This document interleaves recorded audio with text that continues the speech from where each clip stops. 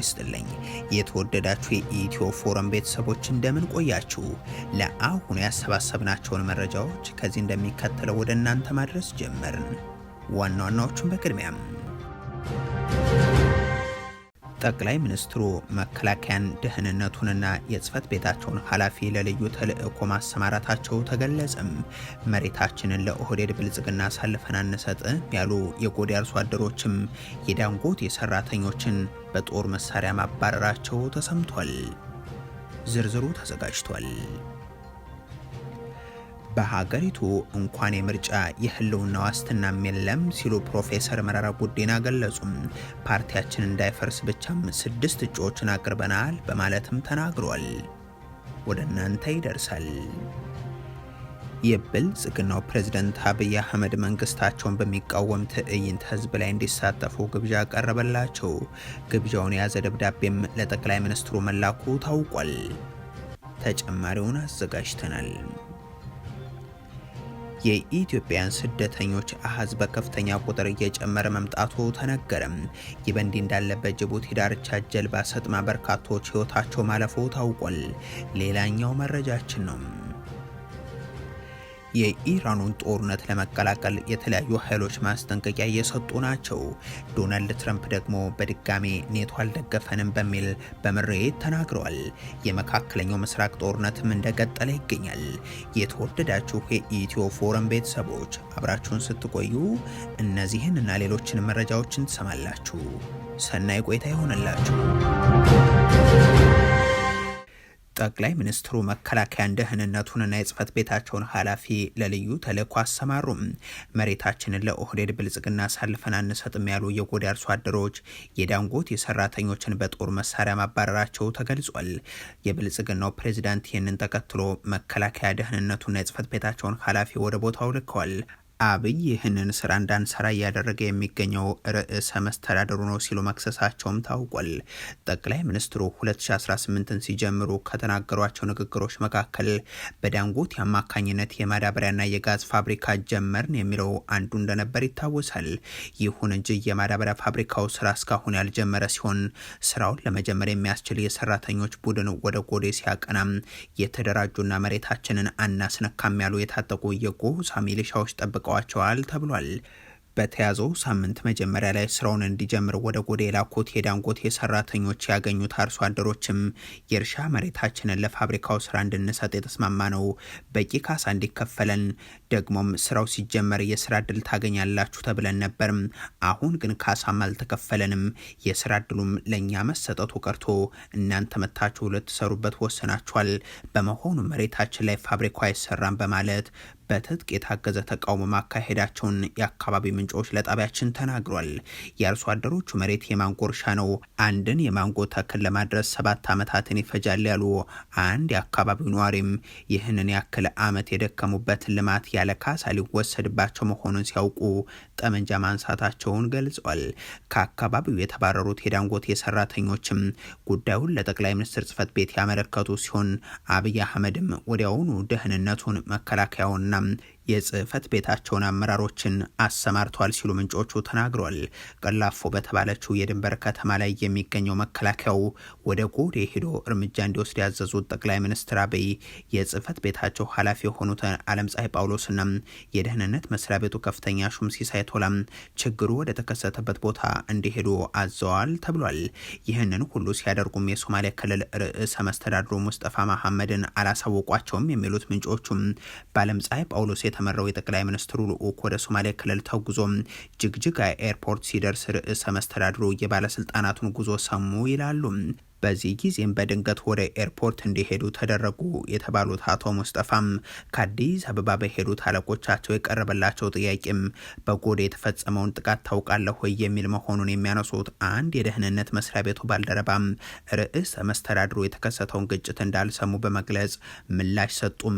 ምላሻቸውም ወይዘሮ አለምፀሐይ ለጠቅላይ ሚኒስትሩ አደረሱም። ከዛም የስራ እንዳይሰራ እያደረክ ያለኸው አንተ ነህ በሚል ቁጣቸውን መናገራቸውን የጽህፈት ቤት ኃላፊዋ ሁሉም ሰው እየሰማ መናገራቸውን ምንጩ አብራርቷል። የወይዘሮ አለምፀሐይ ልዑክ ከጅጅጋ ተነስቶ ወደ ጎዴ ሲጓዝም አቶ ሙስጠፋ አብረው የተጓዙ ሲሆን ይህንን ስራ እንዳይሰራ እያደረክ ያለኸው አንተነህ ከተባሉ በኋላ ግን በነበሩበት ከባድ ድንጋጤ ውስጥ ወድቀው እንደነበር ምንጮች ገልጸዋል።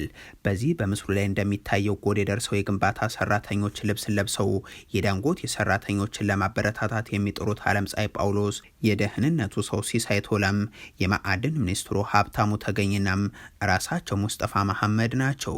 አርሶ አደሮቹ በመከላከያ መባረራቸውን የሚገልጹት ምንጮቹ በአሁኑ ወቅት መከላከያ ያጀባቸው የዳንጎት የሰራተኞች እንቅስቃሴ መጀመራቸውን ሰምተናል። ከአርሶ አደሮቹ ጋር ያለውን አለመግባባት በውይይት መፍታት አለብን ያሉ የአካባቢው የመንግስት ኃላፊዎችና የሀገር ሽማግሌዎች አቶ ሙስጠፋ መሐመድ ገበሬዎችን እንዲያነጋግሯቸው ቢጠይቋቸውም ርዕሰ መስተዳድሩ ፈቃደኛ ሳይሆኑ ቀርተዋል ተብሏል። ወይዘሮ አለምፀሐይ ጳውሎስም ይህ የጠቅላይ ሚኒስትሩ ትዕዛዝ ነው፣ ስራው እንዳይሰራ የሚያደርግ ምንም ምክንያትና ሰው መኖር የለበትም በማለት ማስጠንቀቃቸውን ኢትዮ ፎረም ሰምቷል። በሀገሪቱ እንኳን የምርጫ የህልውና ዋስትናም የለም ሲሉ ፕሮፌሰር መረራ ጉዲና ገለጹ። ፓርቲያችን እንዳይፈርስ ብቻ 6 እጩዎችን አቅርበናል ሲሉም ገልጿል። ብልጽግና ከሰሞኑ ከምርጫ ጋር በተያያዘም ቢያንስ ምርጫን ማካሄድ እችልባቸዋለሁ ባላቸው የተወሰኑ የሀገሪቱ አካባቢዎች እያከናወናቸው ያሉ ድራማዎች ደግሞ አስገራሚ ሆኗል። የተወሰኑ ቦታዎች ላይ ብልጽግናን እንዳትመርጡም ተቃዋሚዎችን እያሳተፍን ያለንን የሚል ዘመቻን ጀምሮም ጥቂት የኢዜማና የተወሰኑ የአብንና መሰል ፓርቲ ሰዎችን ወደ ፓርላማ ለማስገባት ያሳለፈው ውሳኔም ከአስገራሚዎች ውስጥ የሚጠቀስ ነው። ከዚህ ጋር በተያያዘ ከ30 እስከ 50 መቀመጫ በፓርላማ እናስገባቸዋለን ተብሎም ሽምግልና የተላከበትና የብልጽግናው የምርጫ ድግስን ያጅብ ዘንድ ከ4 ኪሎ አገዛዝ ጥያቄ የቀረበለት ነገር ግን ሳይቀበል የቀረው የነ ፕሮፌሰር መረራ ጉዲናው ኦፌኮ ይገኝበታል። የፓርቲው ሊቀመንበር ፕሮፌሰር መረራ ጉዲና የብልጽግና የምርጫ ቲያትር እንኳን ምርጫ የመቀስቀስ ዋስትናም የመንቀሳቀስ ዋስትናም የሌለበት ሀገር ነው ሲሉ ይገልጹታል። ሊቀመንበሩ ከቢቢሲ አፋን ኦሮሞ ጋር በነበራቸው ቆይታም ፓርቲያቸው ኦፌኮ በምርጫው 6 ብቻ እጩዎችን ያቀረበው እንደ ፓርቲ ህልውናው እንዳይሰረዝ ለማድረግ ብቻ እንደሆነም አስረድቷል። መረራ ለውሳኔያቸው በምክንያትነት የጠቀሱት ደግሞ የሀገሪቱን የሰላም እጦት ሲሆን አሁን መንግስትና ተፋላሚዎቹ በኦሮሚያ ክልል ደግሞ የኦሮሞ ነጻነት ጦርና ብልጽግና እየተዋጉ በመሆናቸው በዚህ ጦርነት ውስጥ ለአባሎቻችንም ሆነ ለታዛቢዎቻችን ዋስትና የለንም በማለትም አንስተዋል። በቅርቡ ትብብር ለኢትዮጵያም ተመሳሳይ መግለጫን በአማራ ክልል ጉዳይ ላይ ማውጣቱ የሚታወስ ነው። ፕሮፌሰር መረራ ቀደም ሲል ህዝብን በመቶ ሺዎች ሰብስበን እንቀሳቀስ ነበር፣ አሁን ግን 1000 ሰው እንኳን ሰብስቦ ማነጋገር የሚቻልበት ሁኔታ ኢትዮጵያ ውስጥ የለም ብለዋል። መንግስት ይህንን ችግርና የጸጥታ ሁኔታውን መፍትሄ እንዲሰጠው ብንጠይቅም ፈቃደኛ ሊሆን አልቻለም በማለትም አክሏል። የብልጽግናው መንግስትና ተቃዋሚዎቹ ተስማምተው ሰላምን ካላመጡ ምርጫው ትርጉም አልባ ይሆናል ሲሉ የሚገልጹት ፕሮፌሰሩ በዚህ ሂደት ዲሞክራሲያዊ ስርዓት የሚወለድ አይሆንም፣ ዲሞክራሲያዊ ስርዓት ካልተፈጠረ ደግሞም በየ5 ዓመቱ ህዝብን ማሰቃየት እንጂም ለውጥ አይመጣም ሲሉም ያስረዳሉ። በተጨማሪም የፖለቲካ ምህዳሩ መጥበብ፣ የፓርቲ ቢሮዎች መዘጋትና በምርጫ ቦርድ በኩል ያነሷቸው ቅሬታዎች ምላሽ አለማግኘታቸውን ኦፌኮ በምርጫው በስፋት እንዳይሳተፍ ለማድረጉ ሌሎች ምክንያቶች በማለት አቅርበዋል። ብልጽግናን ነፍጥ አንስተው የሚፋለሙ ታጣቂ ኃይሎች በአማራና በኦሮሚያ ክልል ይደረጋሉ የተባሉ ምርጫዎችን በተመለከተም ተቀባይነት የሌላቸው ሲሉ በቅርቡ መግለጻቸው የሚታወስ ነው። የኦሮሞ ነጻነት ጦር አዛዡ ጃልመሮ ኩምሳ ድሪባ በቅርቡ ባደረጉት ንግግር በኢትዮጵያ ምርጫ ለውጥ ቢመጣ ኑሮም ፕሮፌሰር መረራ ጉዲና የሰላም የኖቤል ተሸላሚ መሆን ነበረባቸው ሲሉ ተሰምተው ነበር። የኦሮሞ ነጻነት ጦር አዛዡም ዛሬ እንደ ኢህአዴግ ዘመን እንኳን የሚመስል ምርጫ የለም፣ ያኔ ቢያንስ ሰው ያወጣውን ካርድ መንግስት የሚቀየር እንዳልሆነ እያወቀም ድምፅ ሰጥቶ ወደ ቤቱ ይመለስ ነበርም። አሁን ግን በሁሉም የሀገሪቱ አካባቢዎች ሰላም የለም። ህዝቡ እንዴት አድርጎ ነው በጦርነት ውስጥ ምርጫን የሚያከናውነው? ህዝቡ ለራሱም በሰላም ወጥቶ መግባት ፈተና ሆኖበታል። እናም አገዛዙ ምርጫ ሳይሆን ስላቅን ነው እያደረገ ያለው። ይህ አገዛዝ እኮ ማንም አይቀናቀነኝም እያለ እየፎከረና እየተዋጋ ነው። የምን ምርጫ ነው የሚያካሂደው ሲሉ መግለጻቸው የሚዘነጋ አይሆንም። ጠቅላይ ሚኒስትር አብይ አህመድ መንግስታቸውን በሚቃወም ትዕይንት ህዝብ ላይ እንዲሳተፉ ግብዣ ያቀረበላቸው። ግብዣውን የያዘ ደብዳቤም ለብልጽግናው ፕሬዝደንት መላኩ ታውቋል። የኢትዮጵያን የህልውና አደጋ ለመታደግ የሚያስችል የጋራ መድረክና ጦርነት እንዲያበቃ የሚጠይቅ ትዕይንት ህዝብ እየተሰናዳ ስለመሆኑ መዘገባችን ይታወሳል። ይህ የበየነ መረብ የተቃውሞ ትዕይንት ህዝብ የሚካሄደው ደግሞ በመጪው መጋቢት 26 በሀገሪቱ የተለያዩ የፖለቲካ ኃይሎች በሚሳተፉበት መድረክ ስለመሆኑም አዘጋጅ ግብረ ኃይሉ ገልጿል። ይህ በአይነቱ ልዩ ነው የተባለለት የበየነ መረብ የተቃውሞ ትዕይንት ህዝብም ኢትዮጵያውያን የብሔር የሃይማኖትና የርዕዮተ ዓለም ልዩነት ሳያግዳቸው ለጋራ ህልውናቸው በጋራ የሚታደሙበት ታላቅ የፖለቲካ መድረክ ነው ተብሎ ይጠበቃል። በኢትዮጵያ እንዴት ጦርነት ሊቆም፣ ዘላቂ ሰላም ሊሰፍን፣ አገዛዝ ሊያበቃና ሁሉን አቀፍ የሆነ ሽግግር ሊካሄድ እንደሚችል ሀሳብ የሚቀርብበትም ነው ሲሉ አዘጋጆቹ በሰጡት መግለጫ አሳውቋል። በዚህ በ10 ሚሊዮኖች ይከታተሉታል ተብሎ በሚጠበቀው ዝግጅት ላይ ከተጋበዙ ፖለቲከኞች መካከል ደግሞ ጠቅላይ ሚኒስትር አብይ አህመድ ይገኙበታል። ለጠቅላይ ሚኒስትሩ የተላከውና ኢትዮ ፎረም የተመለከተው ደብዳቤም ይህ መድረክ በዋናነት የተዘጋጀው በእርሶ እየተመራ ያለው የብልጽግናው መንግስት በሚያራምደው የጦረኛ ፖሊሲ ምክንያት የሀገሪቱንና የህዝቧን ህልውና አደጋ ላይ በመጣሉ ይህንን ለመቃወም ነው ይላል። ነገር ግን በእርሶ የሚመራው የብልጽግና ፓርቲም የሀገሪቱ የወደፊት ህልውናን በመወሰን ረገድም የራሱ ሚና እንዳለው በመገንዘብ እንደ አንድ የፖለቲካ ኃይል ቢጋበዝና በመድረኩ ላይ ቢገኝ ተገቢ ነው ብሎ ግብረ ኃይላችን አምኗል ሲልም ይገልጻል። ባሳለፍነው አመት ግንቦት 30 አብሮነት ኢትዮጵያ ባካሄደው አነጋጋሪ ትዕይንት ህዝብ ላይ እንዲገኙ ጠቅላይ ሚኒስትሩ ተጋብዘው ሳይገኙ መቅረታቸው የሚታወስ ሲሆን ከቀናት በኋላ ግን ተደራጅተው ሊጥሉን ነው እያሉ በፓርላማው ጭምር ሲበሳጩ እንደነበር የሚዘነጋ አይሆንም። የኢራኑን ጦርነት ለመቀላቀል የተለያዩ ኃይሎች ማስጠንቀቂያ ያወጡ ናቸው። ዶናልድ ትራምፕ በድጋሜ ኔቶ አልደገፈንም በሚል በምሬት ተናግሯል። የመካከለኛው ምስራቅ ጦርነት እንደቀጠለ ነው። የኢራን የሚሳኤል ማዕበሎችን ባለፈው ምሽት ወደ እስራኤል ሲዘንቡ አድረዋል። የተባበሩት አረብ ኤሚሬቶችም እንደዚሁ ሚሳኤሎችና ድሮኖችን እየተከላከለች እንደሆነ አሳውቃለች። በሶሪያ ርዕሰ መዲና ደማስቆም ያልታወቁ ፍንዳታዎች ተደጋግመው መሰማታቸው ተሰምቷል። በሳውዲ አረቢያ በሚገኘው ፕሪንስ ሱልጣን የአየር ኃይል ሰፈር ላይ ኢራን በፈጸመችው ከባድ ጥቃት ደግሞም ቢያንስ 12 የአሜሪካ ጦር አባላት መቁሰላቸው ታውቋል።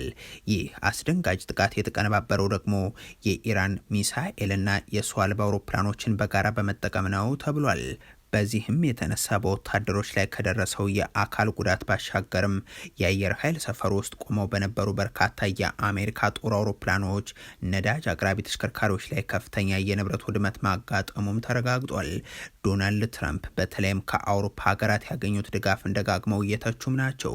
ቱርክን ጨምሮም በርካታ የአውሮፓ አባል ሀገራት ባሉበት ኔቶ በተመለከተ ግን ከትችትም ተሻግረው ብስጭታቸውን ደጋግመው እየገለጹ ነው። እንዲያም ሆኖ ዶናልድ ትራምፕ ንጉስ አይደሉም የሚል ተቃውሞ በዛው አሜሪካ ተዘጋጅቶባቸዋል። ይህን የአሜሪካ እስራኤል ጦርነትን እንቀላቀላለን የሚሉ ኃይሎችን ማስጠንቀቂያቸውን እያወጡ ናቸው። በየመን የሚንቀሳቀሱትና በኢራን ይደገፋሉ የሚባሉት የሁቲ ኃይሎችም በጦርነቱ ተጨማሪ ሀገራት ከአሜሪካና ከእስራኤል ጎን ከተሰለፉም አሊያም ቀይ ባህር በኢራን ላይ ጥቃት ለመሰንዘር ጥቅም ላይ ከዋለም ወደ ጦርነቱ እንገባለን ሲሉ ነው ያስጠነቀቁት። ወደ ጦርነቱ በቀጥታ ለመግባት ቃታ አውጣታችን ላይ ነው፣ ቃታውን እንድንስበው አታስገድዱን በማለት በየቀኑ 6 ሚሊዮን በርሜል ነዳጅ የሚያልፍበት የባብል ኤልመንደብ ሰርጥን የሚቆጣጠሩት ሁቲዎቹም ይህንን የንግድ መስመር ከዘጉት በዓለም አቀፉ የነዳጅ አቅርቦት 25 በመቶ ሊስተጓጎል እንደሚችልም ተሰግቷል። ነዳጅ ብቻ ሳይሆን በርካታ መሰረታዊ ቁሳቁሶች፣ ግብአቶችም ጉዞ የሚስተጓጎልም ይሆናል።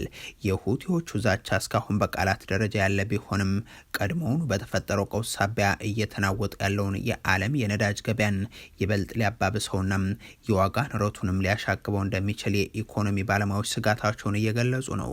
ወሳኝ በሆነው የሆርሙዝ ወሽመጥ ላይ የሚተላለፉ ውሳኔዎችም በየሰዓቱ የሚለዋወጡ ሆኗል። የኢራን እስላማዊ አብዮታዊ ዘብም ትናንት ባወጣው መግለጫ በሆርሙዝ ወሽመጥ በኩል ሊያልፉ የነበሩ 3 የጭነት መርከቦችን አስመልሻለሁ ይላል። የተለያዩ ሀገራት ንብረት የሆኑ ኮንቴነር የጫኑ 3 መርከቦች እንዲያልፉ የተፈቀደላቸው መርከቦች በሚጓጓዙበት የተለየ መስመር በኩል ለማለፍ ጥረት አድርገው ነበር። የአብዮታዊ ዘባችን ግን ማስጠንቀቂያ ከሰጣቸው በኋላ ወደ መጡበት ተመልሰዋል ይላል ያወጣው መግለጫ። የአብዮታዊ ዘቡ መግለጫ ጨምሮም የሆርሙዝ ወሽመጥ የተዘጋ በመሆኑም የትኛውም ለማለፍ የሚሞክር መርከብ ጠንካራ ምላሽ ይጠብቀዋል ሲል ያስጠነቅቃል። የአሜሪካና የእስራኤል አጋሮችና ደጋፊዎች ከሆኑ ሀገራት ወደቦች የሚነሱና ወደዛው የሚያመሩ የትኛውም አይነት መርከቦችን በሆርሙዝ በኩል እንዳያልፉ ተከልክሏል ብሏል መግለጫው። የኢትዮጵያ የጊቤ መርከብም ከተባበሩት አረብ ኤሚሬቶች ተነስቶ እየተጓዘ በሚገኝበት ወቅት የሆርሙዝ ወሽመጥ ስለተዘጋበት እንደቆመ እንደሚገኝ መዘገባችን የሚታወስ ነው።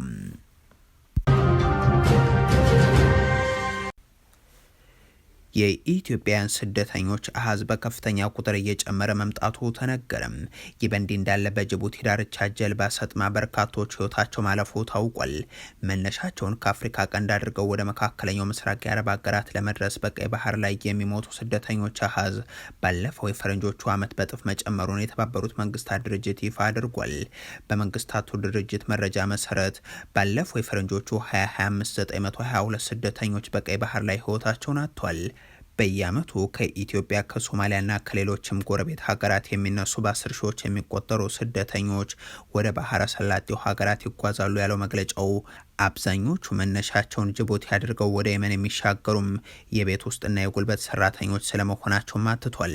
በዚህ መስመር በሚደረጉ አደገኛ ጉዞዎች ምክንያት የተመዘገበው የሰዎች ህልፈትም ከቀደሙት ዓመታት አንጻር ሲነጻጸር በእጥፍ መጨመሩ ነው የተሰማው። ይህ በእንዲህ እንዳለ ኢትዮጵያውያን ወደ አረብ ሀገራት ለመሰደድ በብዛት የሚጠቀሙበት መንገድ በሆነው የጅቡቲ መስመር ላይ ስደተኞችን አሳፍራ ስትጓዝ በነበረች አንድ ጀልባም የደረሰባት የመስጠም አደጋን ተከትሎም 9 ስደተኞች ሲሞቱ ሌሎች 45 ሰዎች ደግሞ የገቡበት አልታወቀም ተብሏል። አደጋው የተከሰተው በሰሜናዊቷ የአቦ ከተማ አቅራቢያ መሆኑን የጠቆመው የፈረንሳይ የዜና ወኪል ኤኤፍፒ ጀልባዋ በምትሰምጥበት ወቅትም 320 ሰዎች ተጭነውባት እንደነበር ይታመናል ሲል ዓለም አቀፉን የስደተኞች ኤጀንሲን ዋቢ አድርጎ ዘግቧል።